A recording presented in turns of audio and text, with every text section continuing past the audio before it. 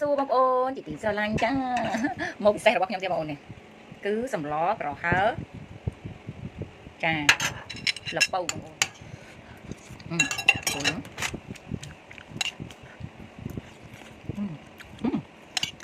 ប្អូនបងមកអត់ឆ្អឹងមានក៏បងសូ VF បងប្អូនចា feedback រាប់រយរាប់ពាន់អ្នកឲ្យតែអ្នកញ៉ាំគឺដឹងតែត្រូវចាជាពិសេសបងប្អូនដែលមានបញ្ហាធ្លាក់សរ៉ាំរ៉ៃរមាស់មានក្លិនចាស្បូនលាន់ស្បូនលូនស្បូនលៀនបងប្អូនដែលមានបញ្ហាឬដងបាតចាញ៉ាំតាមមកប្រអប់ស្បូនលាន់ធានាជូនបាតចាអញ្ចឹងបងប្អូនកុំភ្លេចជាមួយនឹងវីតាមីនកំមុំសូ VF ទីស្រឡាញ់ចាថ្ងៃនេះគឺមានត្រីពោបងប្អូនប្រហុកយើងហ្នឹងចាបងមក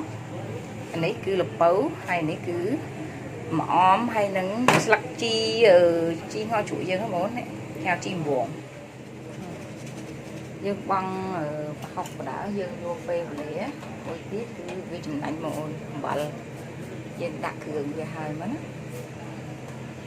អំបិលតិចមកទឹកត្រីមកញ៉ាំស្ករចេងតិច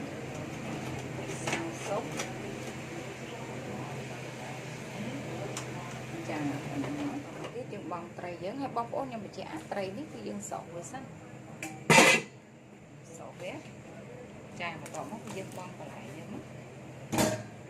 ចាខូចវាតិចស្លឹកជីម្ទេសម្អមរួចជាស្រេចបាត់ជាតិញាក់